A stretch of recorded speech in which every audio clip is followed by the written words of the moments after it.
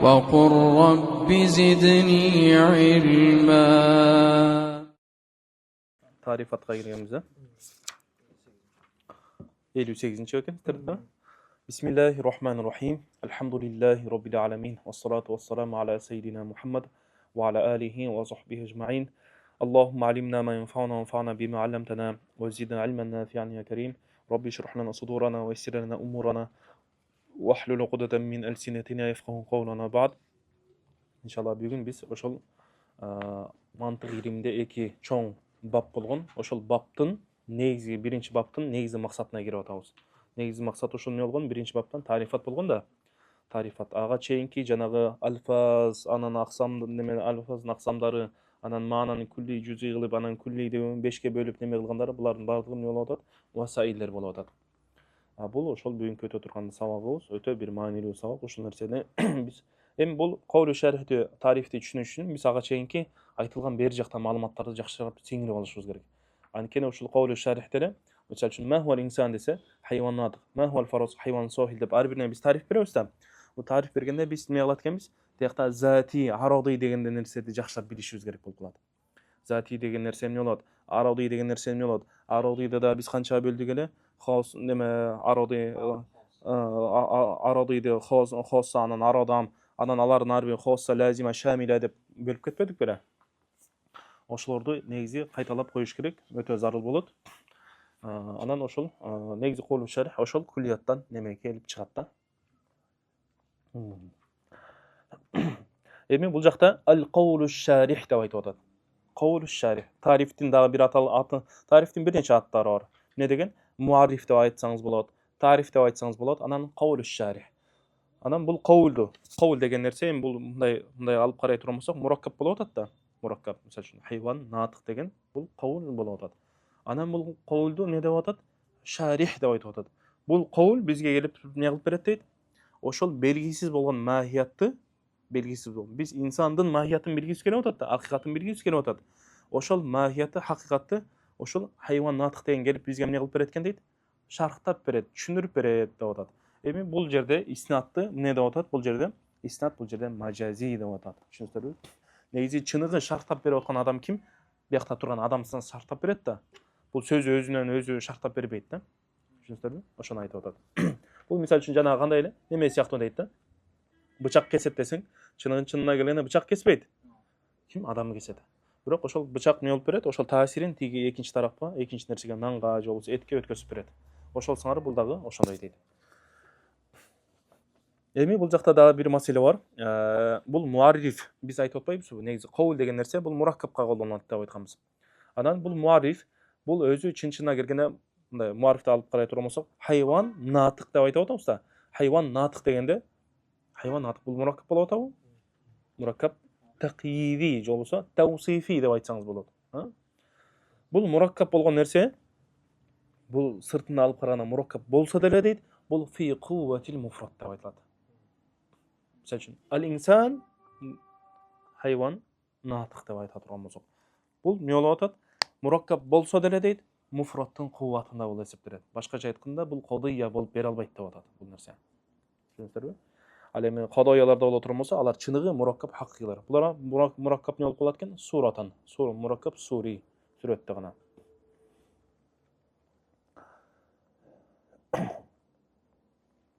Эми караңыз, 17-нчи немеде турат. Qad marra bika anna nazar al-mantiqi innama huwa fil qawl ash-sharih aw fil hujjati aw fil hujjati. Негизи мантыкты, негизи максаты эмне экен? Мени изилдеш керек, мени неге көңүл бурат экен? Qawl ash-sharihке же болбосо hujjaga, qiyasqa көңүл бурат. Wa li kulli minhuma muqaddimatun yatawaqqafu alayha. Анан ар биринин өзүнүн эмнеси болот экен? Muqaddimаттары болот. Кириши, алып бара турган жолдору болот. ولما وقع الفراغ من بيان مقدمات القول الشارح شرع يتكلم فيه.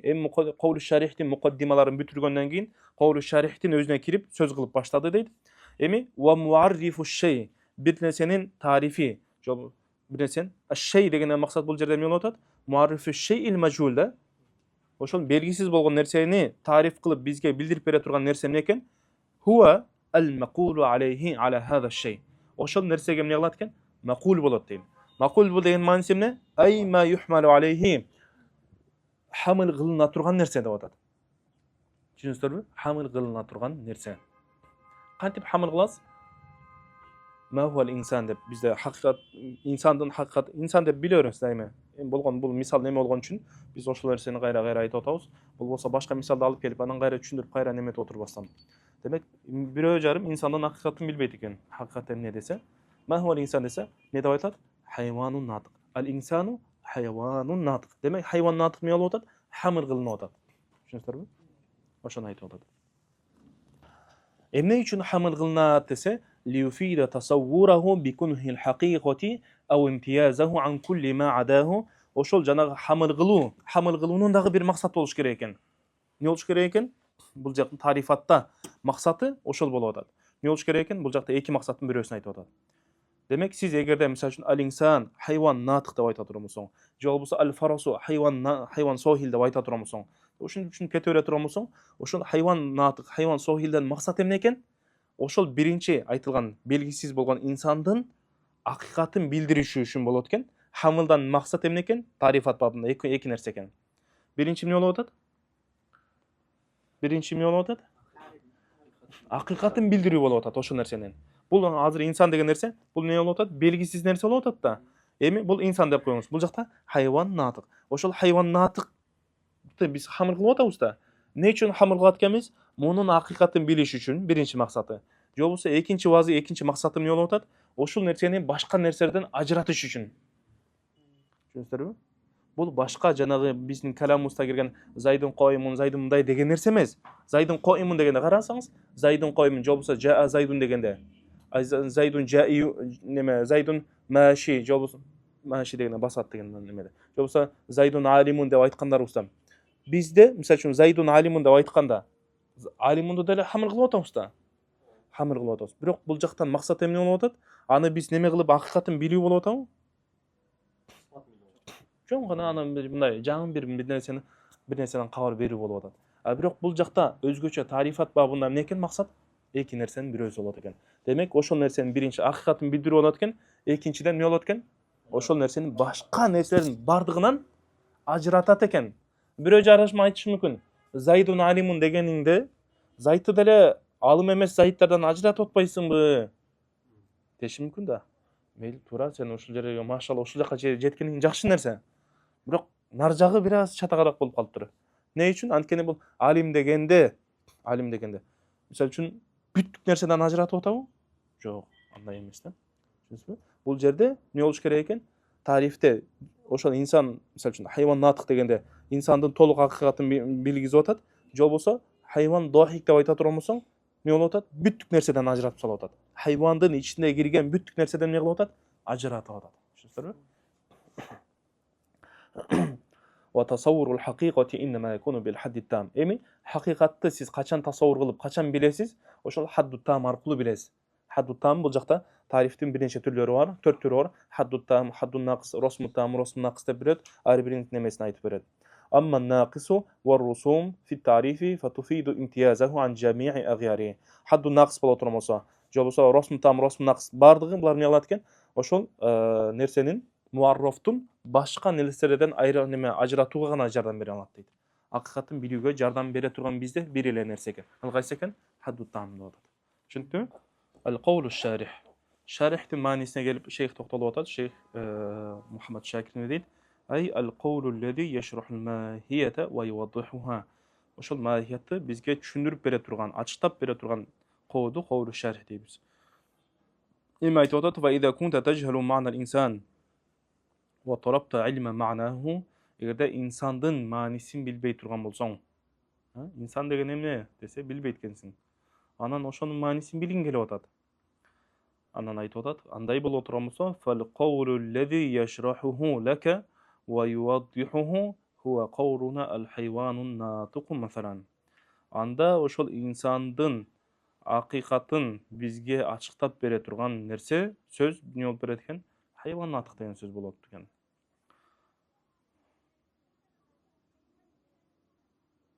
ولكي يتمكن الإنسان من شرح الماهية المجهولة حتى تصير معلومة عنده يجب أن يبحث عن أجزائها وخصائصها ثم يؤلف مما اجتمع لديه قولا شارحا للماهية التي يطلبها.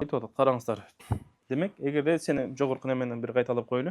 Эгерде инсандын маанисин билбесең, анан билгиң келе турган болсо, анда бизге хайванаттык деген нерсе эмне алып берет экен? Ачыктап берет дейт.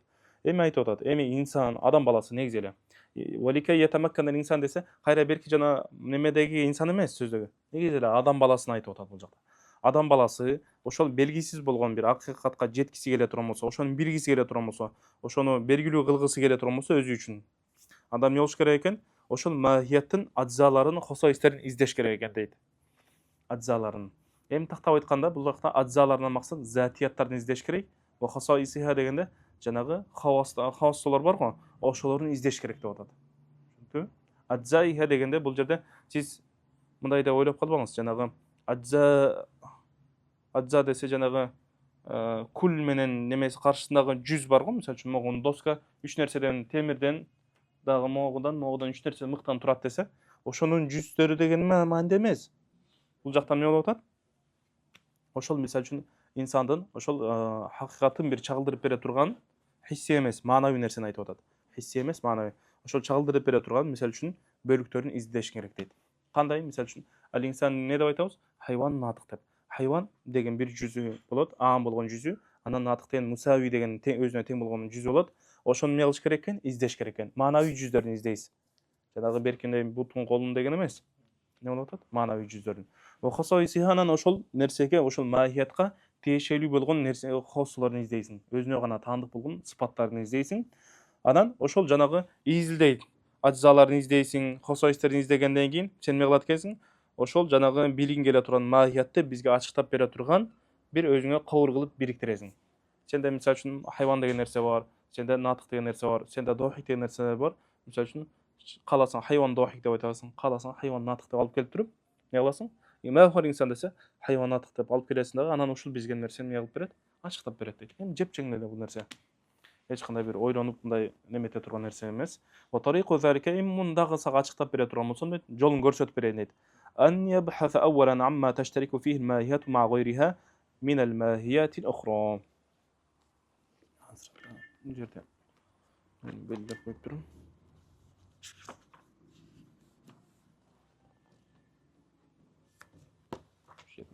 Мейли азыр.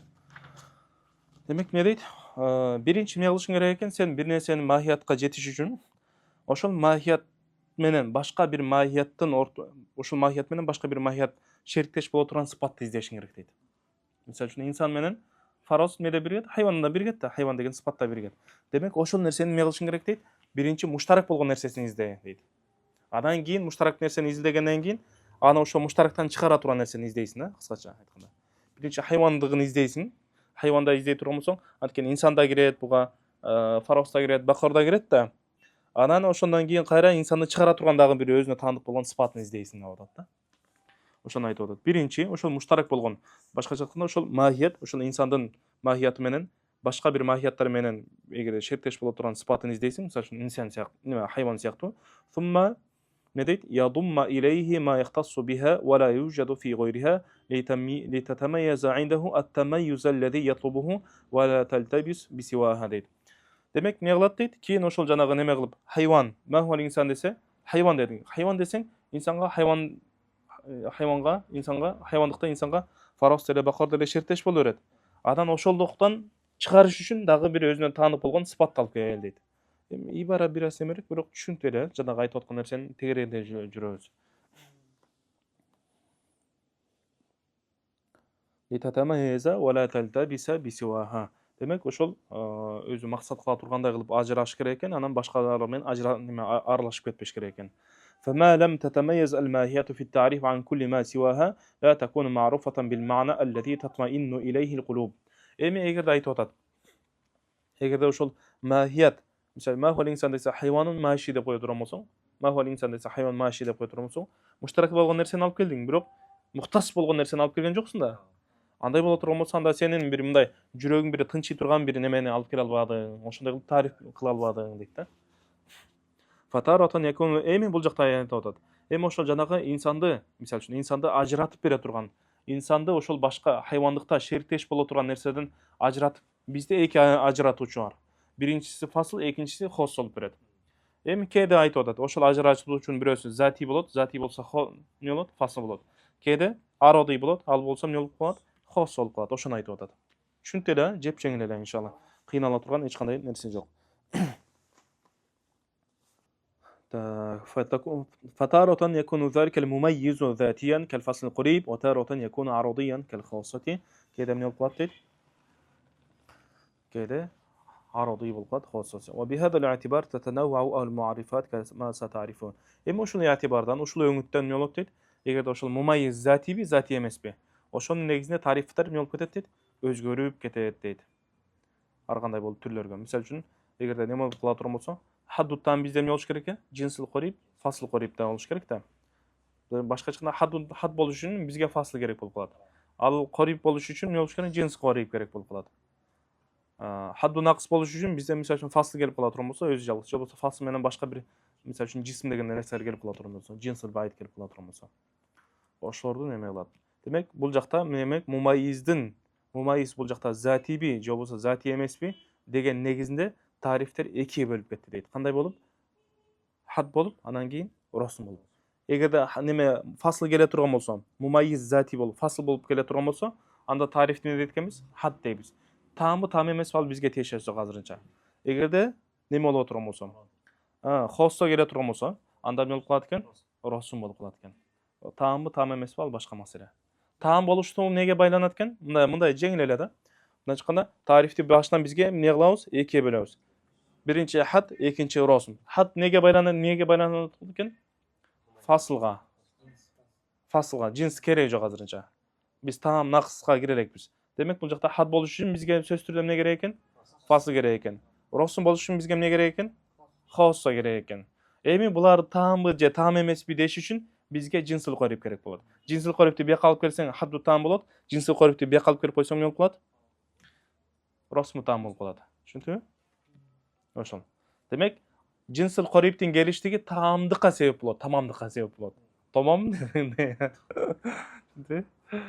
Al эми берки жанагы fasl келе турган болсо had болот. Неме xossa келсе rasm болот. Ошондой эле, жеңил эле. Daha düşüş için daha birinci düştü de nasıl sonra? Qanday? Sol sözüne pas gerek böyle. Жок. Негизи мына айтканда тарифтин fasl неме had болуш үчүн бизге эмне керек болот? Тарифтин fasl болушун 3-4 жолу айталам, коштурбайсыңбы? Жок, fasl керек. Fasl qorib деп коебуз, же болбосо fasl болот. Тариф had болуш үчүн бизге fasl керек. Там болуш үчүн не болуш керек? Cinsil qorib kelсе tam болот. Келбесе бул нақс боло берет. Fasl cinsil qorib барбы, жокпу, fasl өзү жалгыз келдиби, же болбосо fasl менен cinsil bayit келдиби, же болбосо абат келдиби? Булардын бардыгынан эмне болуп кетет экен? Haddu naqs болуп кетет. Эми тариф расм болуш үчүн бизге эмне керек экен? Xosso керек. Расм болуш үчүн xosso керек. Там болуш үчүн, ошол расмы там болуш үчүн эмне керек? Cinsil qoribти алып берип койсуң. Кыскасы cinsil qoриптин келиштиги тамамдыкка эмне болот? Себеп болот. Түшүндүңбү? Анан кээ-бирки учур эми бул жалпы кайда эреже ушундай болду. Бирок кээде мындан да чыгып кеткен учурлар болуп калат, кээде ародый нерселер болуп кетет. Мисалы үчүн бизде ародам деген нерселер бар да. Ародам мисалы үчүн маши деген нерселер бар. Ар бирин өзүнө алып келсең инсанга тиешелүү болбойт. Мисалы машини өзүнчө алып келсең аридул азвар, тырмактары неме мустакимил кома, бою түз деп неме кылса, бул инсанга гана тиешелүү болот, өзүнчө жекече карасаң. Бирок кээде мындай деп айтылат. Ма хуал инсан десе, хайванун машин аридул азвар, тырмактары чоң, мындай жана токтордукуна эмес, мындай кенен тырмактары деп атат. Мустакимил кома, духакун бит-таба деген сөздөрдү алып келет да, мисалы үчүн. Ошолорду алып келип неме кыла турган болсо, мунун баардыгы биригип туруп не болуп калат? Инсанда гана табылат да, бирок жекече алып карасаң, инсанга таандык болбойт. Бирок 3-4 сыпатты алып келгенден кийин 3-4 сыпат биргеликте инсанда гана бар болот экен да. Анда бул дагы жанагы эрежеден тышкаркы болуп калат экен. Расмы нақс болуп калат бунда. Түшүндүңбү? Негизи бүгүнкү сабак ошол. Ушу менен бүтөт негизичи. Бирок эми ортодо сөз немеде. Al-had. Эми hadqa келе турган болсок, эмне дейт? Qawlun dalun ala mahiyati shay.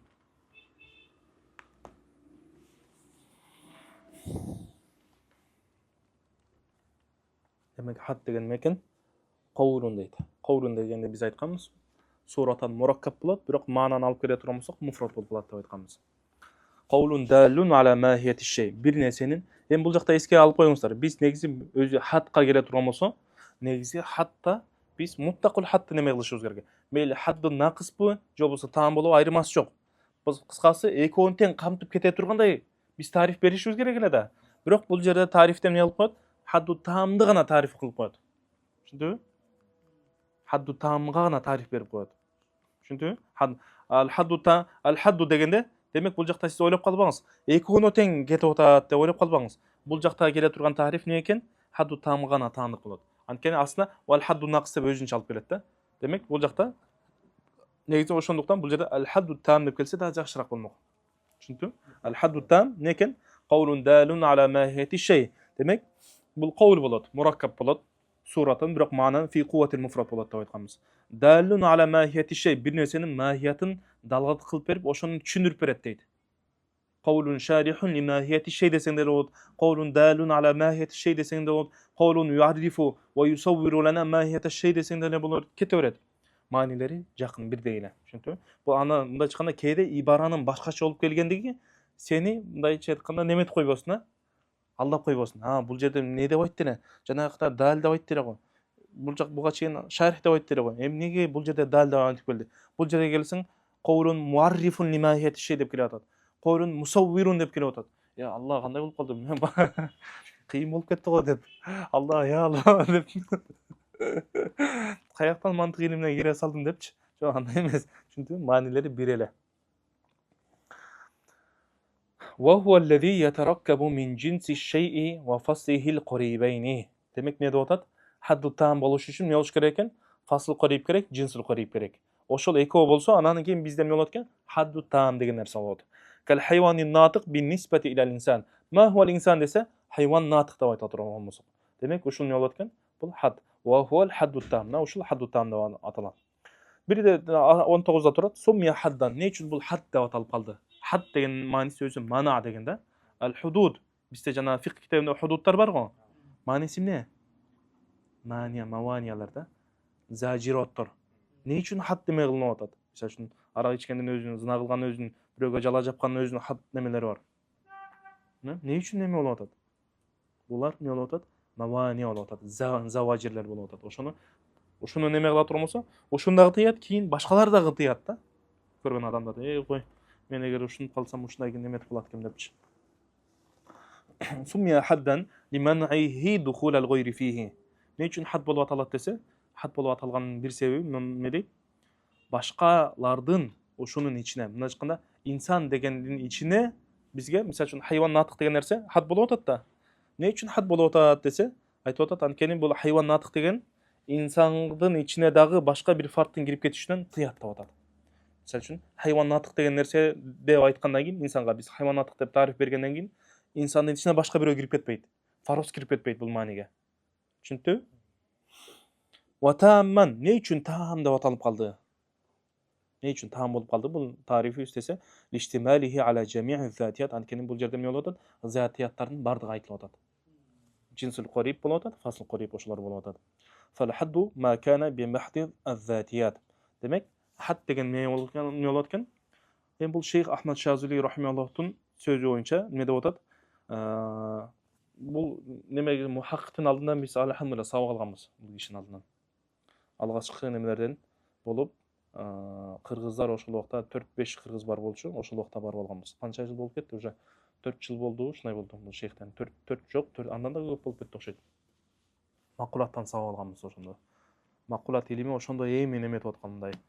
Ортого чыгып biraz neme olup, эми мындай жылдызы күйүп, жанып неметип баштаган кезде бар болганбыз. Ушул şeyhten.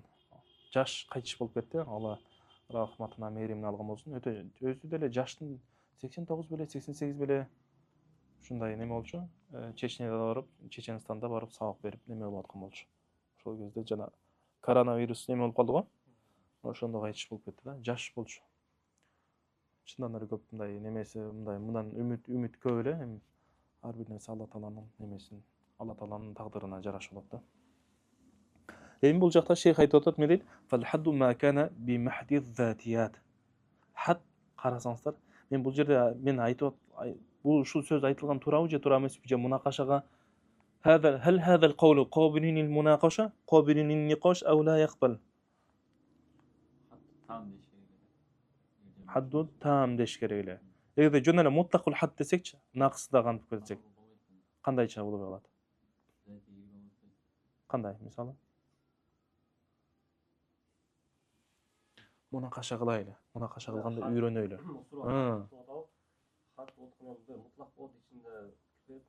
Жок, мен аны айткан жокмун. Фал хадду дегенде ма кана би махти затият деп атат да. Затияттар гана келет деп атат да. Биз затияти факат деп атат. Эми хадды бул жактан эмне кыла турган болсок? Мутлакул хад калып бара турган болсок.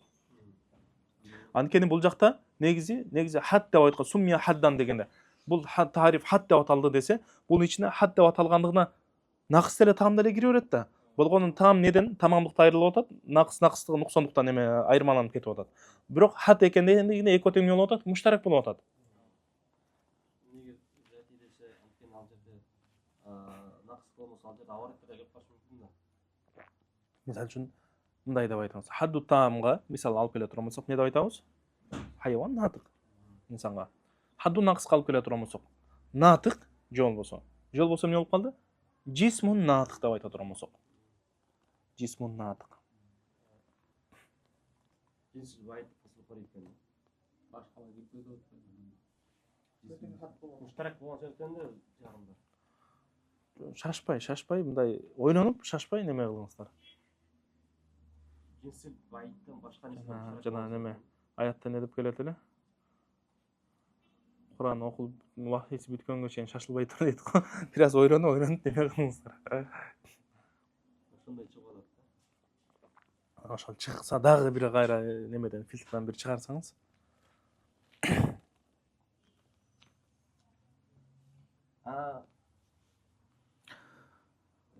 Мисалы үчүн маши ан-натык деп айта турган болсок. Маши ан-натык деп айтсак. Же болбосо ад-дохик ан-натык деп айтсак. Дагы эмнелер бар? Мустақимул қауми ан-натык деп айтсак мисалы. Кете берет да. Ошол нерседе затияттардан болот го. Мисалы маши ан-натык деп айтканда. Ароды яңылышып кетип атат да. Демек ошо. Не деп айттыңыз эле? Арабтар башкача авария болгон себептен. Ошондо бул жакта эмне деп айтыш керек эле анда? Бул жерде ошол жинсил байтта башка авариялар болгон себептен. Жинсул байтта башка авариялар эмес. Ал жинсул байт болсо деле ал затияттарга кирет өзү. Ошол нерсени эске алып коюңуз. Мисалы үчүн биз эгерде мындай деп айтсак, хайван натык десек, бул жинсул корип болуп атат, түшүнүктүү болуп атат. Бирок хайван натык, хайвандын өзүнүн мааниси, хайвандын өзүнүн маанисине кире турган болсок, жисмун нами хассас мутахаррик бил ирода деп атат да. Демек бул деген жисм дагы ошонун затийдин бир бөлүгү болуп атат да, хайвандын бир бөлүгү болуп атат. Эми эгерде сен келип туруп инсанга жисмун натык десең деле, бул кээ бирки баду затият болуп атпайбы? Затият эмес деп айта албайсың да бул нерсени. А бирок эгерде биз неме деп айтып отурган болсок, машин натык же болбосо дагы эмне деп айтсак, мыякта немеде келгендей, неме дохик натык деп айта турган болсок, мисалы. Дохик натык же болбосо машин натык же болбосо аридул азфар натык же болбосо мустақимул қома натык деп кете берет. Катибун натык деп айтсак, мисалы үчүнчү. Же болбосо натыкун катиб деп, мисалы айырмасы жок. Ошентип айтсак, бул жакта затияттардын баары кирбей калып атат да. Ошондуктан бул жакта фал хадду ма кана би махти затият дегенде фал хадду иза кана таамман деп коюш керек. Ошол нерсе. Эми таам деп неметип кетсек болот, бирок бул жакта негизи айтайын дегеним бул жакта суммия хаддан хад болуп аталгандыгы эмне себептен болуп атат? Анткени хад экендигине хадду нақыс деле муштарак да. Хаддыкта сиз хадду нақысты хаддыктан чыгарып салбайсыз да. Турабы? Түшүнүктүү? Фал-хадду ат-таам деп коюңуз. Же болбосо иза кана таамман деген мааниде. Ма кана би махти затият. Түшүнүктүрбү? فالحد التام نقول فالحد أي إذا كان تاما هو ما يكون بمحض الذاتيات.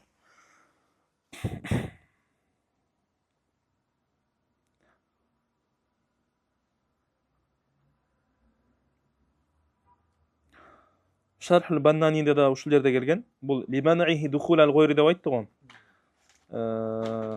Анан ошондой эле бул жакта бул духулду башка нерселердин афродторунун кирүүсүнөн тыйып атат. И плюс мунун афродторунун чыгып кетүүсүнөн дагы тыят да. Демек, жами мания боло турган болсо, жами боло турган болсо, жами боло турган болсо бул жакта эмне болуп атат? Бул жакта биринчи мананы эле айтып атат да. Хад дегенде бул жакта эмне болуп атат? Лиманихи духулал гойри фихи. Башка нерсе кирип кете албайт деп атат.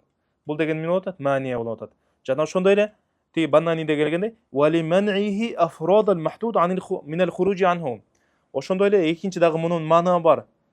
Манасы бар. Тыя турган немеси бар. Ал неден тыят десе, ошол тариф муаррофтун афродтору тарифтен чыгып кетүүдөн дагы тыят деп атат. Бул мани жами болот да. Мындайча айтканда жами. Бирок бул неме мана деген маниде эки нерсе камтылып атат. Түшүндүңбү? Биринчиси эмне болуп калат? Жами мани болуп атат. Түшүнсүңбү? Ошону айтып атат. Бирок бул жерде берки немени дагы эске алып коюш керек. Лиманихи духулал гойри фихи. Башка афродтор, башка бир нерсе, бул нерсе муарофтун ичине кирип кетпейт. Жана ошондой эле муарофтун афродторун чыгарып салбайт. Чыгаруудан тосот деп атат. Ошол себептен эмне деп аталды дейт? Хат деп аталды дейт. Эми андай боло турган болсо, росумга келе турган болсок. Росумда деле ошондой мана бар деп атат да. Росум деле мана кылат. А эмне үчүн силер анда немени росумга келгенде лиманихи деп айтпадыңар, хатка келгенде гана айтып атасыңар десе, ошону айтып атат. Шейх Маллави Шархул Кабиринде айтып атат. Росум деле ушундай неме кылат дейт. Мана кылат дейт. Духул хуруждан неме кылат. Бирок мунун манасы даиф дейт да. Зати болбогондуктан даиф болуп калат дейт. Түшүнүңүздөрбү? Ал эми берки неме боло турган болсо, неменин мааниси боло турган болсо, хаттагы мана бул эмне дейт? Кави дейт, күчтүү. Тигинде даиф. Ошол себептен бул жакта хатка гана токтолуп атат дейт. Болбосо росум деле эмне кылат? Мана кылат дейт. Мисалы үчүн кантип айта турган болсоңуз, Al-insanu ma huwa al-insan dese hayvanun dohikun деп айтса. Dohikun bil quwa. Hayvanun dohikun dese. Бул эмне кылып атат? Хайван дегенде бүт неме инсандын бүт афродторун алып келип атабы? Dohikun bil quwa дегенде бүт афродторун алып келип атат. Анан башка афродтордон деле эмне кылып атат? Чыгарып салып атат да. Же башка афродтор кирип кетип атабы бул жерде? Кирип атабы же кирген жокпу? Натыкты алып салыңыз да. Хайванун dohik деп айта турган болсок. Dohik деген нерсе инсандын афродторунун башка инсан эмес, башка бир афродтор кирип кетип атабы? Койдун афродтору кирип кетип атабы? Жана ошондой эле инсандын кээ бир немелери чыгып кетип атабы? Жок, чыккан жок. Бул жерде деги мана бар дейт. Бирок тигинде мана дагы күчтүүрөөк, мындай дагы көркөмдүү, көрүнүктүүрөөк деп атат да. Зати болгондуктан деп атат. Түшүндүңбү? Болбосо бул дагы сиз ойлоп калбаңыз. Демек бул жерде мафхум мухалифа кыла турган болсом, анда неме бар экен, тигилер тыйбайт экен деп ойлоп калбаңыз. Түшүндүңбү? Кыскасы дагы анан ошондуктан дагы Шейх Маллави мындай деп айткан, бул жерде иллатут тасмияти ла татторит. Демек тасмия эмне себептен хад деп аталды? Мана болгондугу үчүн, эмне үчүн росум деп аталды? Асар болгон, алама болгондугу үчүн деген мааниси мындайча айтканда бул мантыкчылардын истирахы болуп атат. Кааласа булар мантыкчылар хаддын ордуна кааласа немени деле алып келип коюшу мүмкүн. Дах деп алып келип коюшу мүмкүн, тетринен алып келип коюшу мүмкүн. Анткени булардын истирахы башка болуп атат. Демек, лугой маанисинен эми албетте жакшы. Лугой маани менен истирах маанинин ортосунда бир аз мындай ортосунда мунасаба болсо жакшы. Бирок болбой койсо эмне болуптур? Зыян болбойт. Ошондуктан бул жакта айтып атат, иллату тасмия ла татторит дейт. Дайыма бул жактан бул лугой мааниси мындай болсо, анда истирахта да ушундай болуш керек деген нерсе эмес. Түшүндүңбү? Башка нерсе деле болуп калышы мүмкүн. Ошону айтып атат. Анткени эгерде сен азыр ушул немеге тасмияга алып карай турган болсоң, ысымга алып карай турган болсоң, росум деген мааниси эмне болуп атат? Алама деп атат. Алама десе анда бул мана кылбайт экен да дегенди түшүндүрүп коюшу мүмкүн да, мындай алып караганда. Бирок андай эмес деп атат да. Ошондуктан сен тасмияга байланба деп атат. Луга маанисинде мындай деп келген, мисалы үчүн макул деп келсе, кола якулу макулдан мафулдан вазында алынгандагы анда эмне болгон? Айтылат экен деп койсоң дагы болбой калат да. Түшүндүңбү?